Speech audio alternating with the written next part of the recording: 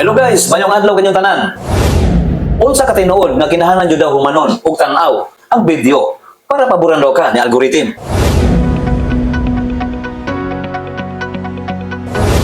Ang tubag na ko ng mga ka-idol, dili ka na tinuod. Dili tinuod nga kung dili nimo humanon ang video, wala gyud effect.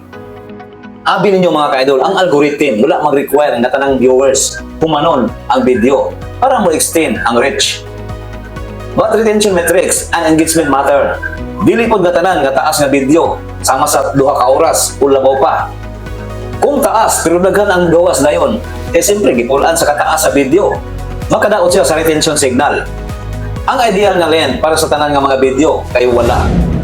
Depende sa imong audience, niche, quality sa content, o kung sa ka-engaging ang video. So ayaw mong tuwa na mga ka-idol na kinahanglan jud humanon ang video para paboran daw ka ni algorithm. Dili ka na tinuod. Anyways,